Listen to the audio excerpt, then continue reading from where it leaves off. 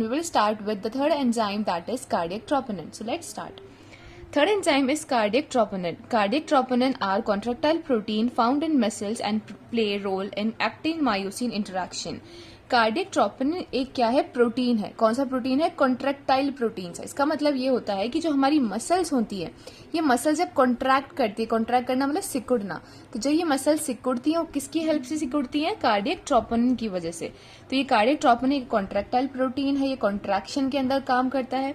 कहाँ पाया जाता है? फाउंड इन मसल्स में. और क्या प्ले करता है, इसका रोल क्या होता है कि मतलब इसका फंक्शन क्या होता है कि ये एक्टिन मायोसिन का इंटरेक्शन कराता है. हमने फिजियोलॉजी में पढ़ा है कि जो एक्टिन मायोसिन का जब इंटरेक्शन होता है तभी क्या होता है? मसल्स का कॉन्ट्रैक्शन होता है. So cardiac troponin is a complex of 3 troponin proteins. जो कार्डियक ट्रोपोनिन है वो क्या है? कॉम्प्लेक्स है. 3 ट्रोपोनिन प्रोटीन्स का कॉम्प्लेक्स है. कौन से 3 ट्रोपोनिन प्रोटीन्स हैं वो? ट्रोपोनिन सी है, सेकेंड है ट्रोपोनिन आई एंड थर्ड है ट्रोपोनिन टी. ट्रोपोनिन सी की फुल फॉर्म है कैल्शियम बाइंडिंग कॉम्पोनेंट. ट्रोपोनिन आई की है इनहिबिटिंग कॉम्पोनेंट और ट्रोपोनिन टी की है ट्रोपोमायोसिन बाइंडिंग कॉम्पोनेंट. ये बस इसकी फुल फॉर्म है कि इसका नाम सी, आई और टी क्यों पड़ा है. इसके फंक्शंस को डिटेल में जानने की अभी हमें कोई नीड नहीं है. तो इसमें यह है कि जो कार्डियक ट्रोपोनिन होता है वो एक कॉम्प्लेक्स प्रोटीन है. मतलब ये 3 इसकी जो सब यूनिट्स हैं वो कौन कौन सी हैं? 3 इसकी सब यूनिट्स है. ट्रोपोनिन सी है, ट्रोपोनिन आई है, ट्रोपोनिन टी है. नेक्स्ट हम देखेंगे कि जो मायोकार्डियल इंफार्क्शन डिजीज है उसके अंदर इन तीनों के लेवल्स के अंदर क्या चेंजेस आते हैं. सो फर्स्ट है हमारा cardiac troponin T. The level of cardiac troponin T rise with in 6 hours of myocardial infarction, peak at 72 hours and then remains elevated up to 2 weeks.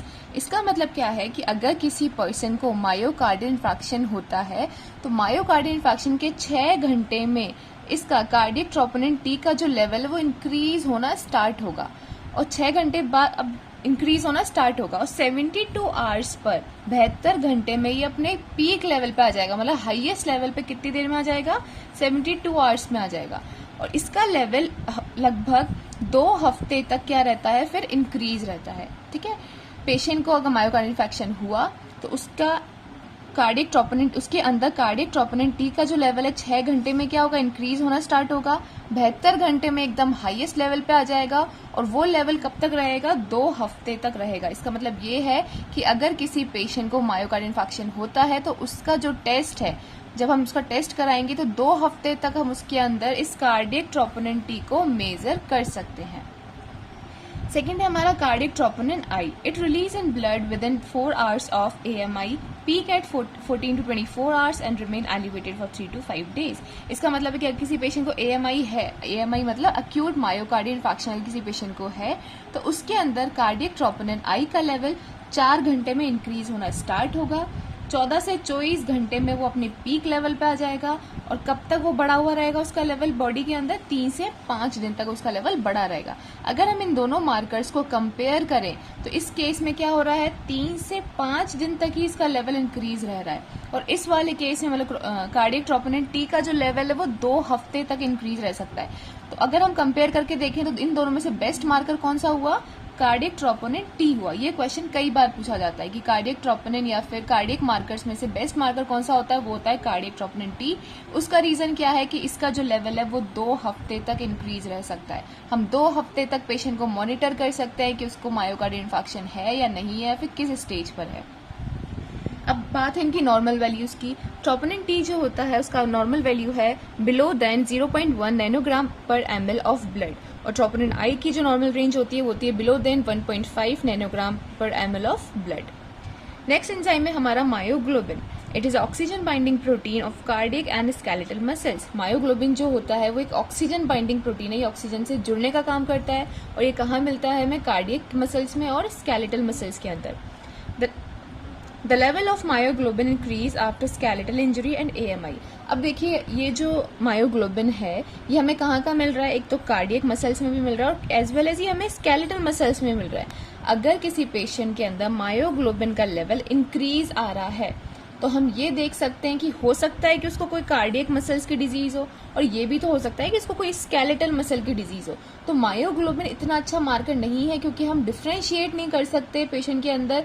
हमने टेस्ट कराया, myoglobin का level increase तो आया लेकिन हमें confusion रहेगा कि वो इंक्रीज कार्डियक मसल्स के डिजीज की वजह से आया या फिर स्केलेटल मसल की डिजीज की वजह से आया है. तो इसका जो लेवल है वो दोनों में इंक्रीज रह सकता है। स्केलेटल की कोई इंजरी हुई तब भी रह सकता है या फिर AMI के टाइम पे भी रह सकता है। इसकी नॉर्मल रेंज होती है बिलो देन 110 या फिर 110 नैनोग्राम पर ml। नेक्स्ट फिफ्थ एंजाइम है हमारा aspartate transaminase। This enzyme present in many tissues such as cardiac tissue, liver and skeletal muscles. ये जो एंजाइम होता है ये काफी टिश्यूज में पाया जाता है, कार्डियक टिश्यू में भी पाया जाता है, लिवर के टिश्यूज में भी पाया जाता है, स्केलेटल मसल्स के अंदर भी पाया जाता है। LFT जब हमने पढ़ा था वहाँ पे aspartate ट्रांसमिनेज के बारे में पढ़ा था। तो ये जो एंजाइम है वो काफी टिश्यूज के अंदर पाया जाता है। इसकी जो नॉर्मल रेंज है वो है 15 से 46 यूनिट्स पर litre. Elevated level of AST can be seen in AMI, but this enzyme is more specific for liver disease। इसका मतलब ये है कि जो aspartate transaminase का जो लेवल है वो इंक्रीज नज़र आ सकता है, नज़र आता है AMI के टाइम पे, बट ये जो AMI एंजाइम है ये बाकी सारे टिश्यूज़ में भी प्रेजेंट है। तो हम कंफर्म नहीं बता सकते कि सिर्फ AMI की वजह से इंक्रीज है इसका लेवल या फिर कोई दूसरी डिजीज भी हो सकती है। अगर उसको पेशेंट को कोई लिवर की डिजीज है तो भी इसका AST का लेवल इंक्रीज आएगा। तो ये बेस्ट मार्कर नहीं कहलाया जा सकता है कार्डियक फंक्शन टेस्ट के लिए। सिक्स्थ है हमारा enzyme homocysteine. High level of homocysteine in blood determine the risk of chronic heart disease. अगर होमोसिस्टीन का जो लेवल है वो काफ़ी ज़्यादा हाई आ रहा है तो वो हमें ये बताएगा कि इस पेशेंट को क्रोनिक हार्ट डिजीज है। क्रोनिक हार्ट डिजीज का मतलब होता है, क्रोनिक मतलब होता है कोई बीमारी अगर बहुत लंबे समय से चलती आ रही है, बहुत टाइम से हो रखी है उसे बीमारी, तो वो क्रोनिक के अंदर आता है।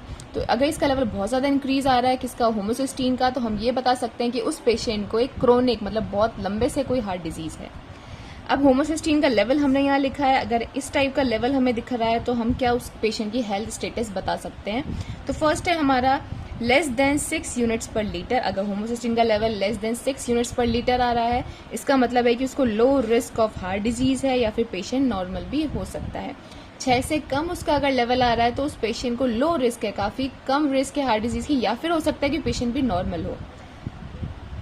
सेकेंड अगर उसकी 6 to 19.9 यूनिट्स पर लीटर में उसका अगर लेवल आ रहा है, हमने मेजरमेंट किया उसका लेवल इतना आ रहा है, तो इसका मतलब ये है कि उसको high risk of heart disease such as stroke भी हो सकता है। उसको एक हाई रिस्क आ चुकी है हार्ट डिजीज की, जैसे कि स्ट्रोक।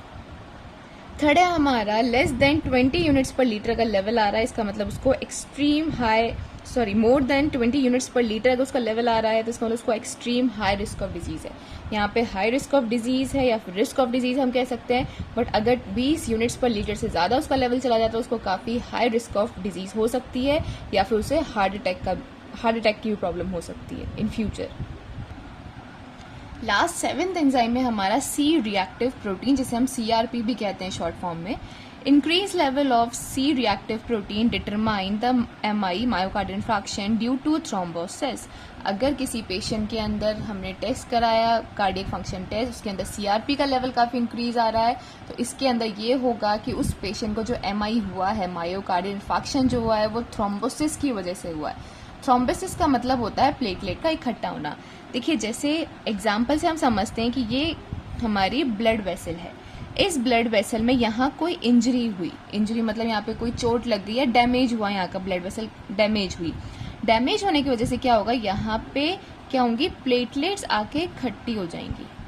काफ़ी सारी इस ब्लड के अंदर जो भी प्लेटलेट्स घूम रही हैं वो काफ़ी सारी प्लेटलेट्स यहाँ पे आके एग्रीगेट हो जाएंगी। एग्रीगेट मतलब होना इकट्ठा हो जाना। जैसे यहाँ पे एग्रीगेट हो जाएंगी, इन्होंने यहाँ पे इतना एरिया इस प्लेटलेट्स ने कवर कर लिया। इसका मतलब क्या है कि यहाँ पे अब वॉल्यूम क्या हो गई, अब ब्लड को निकलने के लिए यहाँ पे एरिया कम हो गया। जो ब्लड यहाँ से आ रहा था नॉर्मली तो इतना जा रहा था, बट जब यहाँ पे प्लेटलेट्स आगे इकट्ठी हो गई इसकी वजह से क्या हो, यहाँ पे एरिया इसने कवर कर लिया, तो ब्लड के लिए काफ़ी कम एरिया बचा है। तो इस एरिया से ब्लड निकलेगा, कम वॉल्यूम में ब्लड निकलेगा तो ऑक्सीजन की क्या हो जाएगी, कमी हो जाएगी। ऑक्सीजन की कमी हो जाएगी तो वो जो कार्डियक के टिश्यूज़ हैं वो क्या हो जाएंगे, डैमेज होना स्टार्ट हो जाएंगे, उनकी डेथ होना स्टार्ट हो जाएगी, जिसकी वजह से क्या होगा, मायोकार्डियल इंफार्क्शन होगा। तो यहाँ पे जो मायोकार्डियल इंफार्क्शन हो रहा है वो कोलेस्ट्रॉल के इकट्ठे होने से नहीं हो रहा है, वो किसकी वजह से हो रहा है, इस थ्रोम्बोसिस की वजह से हो रहा है। थ्रोम्बोसिस का मतलब होता है प्लेटलेट का इकट्ठा होना, अगर यहाँ पे कोई इंजरी हो गई है इस ब्लड वेसल पे, ठीक है। तो CRP का लेवल जो है अगर वो इंक्रीज आ रहा है, इसका मतलब ये है कि वहाँ पे जो MI हुआ है, मायोकार्डियल इंफार्क्शन जो हुआ है, वो किसकी वजह से हुआ है, थ्रोम्बोसिस की वजह से हुआ है। So thrombosis means the aggregation of platelet on the injured blood vessel. Aggregation मतलब इकट्ठा होना किसका, प्लेटलेट्स का, कहाँ पर, इंजर्ड ब्लड वेसल्स पर, जिसकी वजह से क्या हो रहा है, थ्रोम्बोसिस, और उसकी वजह से क्या हो रहा है, MI. नॉर्मल रेंज होती है उसकी होती है लेस देन 5 मिलीग्राम पर DL. Heart patient have persistent या फिर continuous CRP level between 5 to 10 mg per DL with inflammation indicate high risk of thrombosis. अगर किसी पेशेंट का जो CRP लेवल है वो 5 से 10 mg per DL आ रहा है, वैसे तो नॉर्मल रेंजेस की less than 5 mg per DL, but अगर वो ज़्यादा आ रहा है, 5 से 10 mg per DL आ रहा है, और इन्फ्लेमेशन भी है साथ ही साथ. इन्फ्लेमेशन को हम किससे चेक कर लेंगे, ESR से.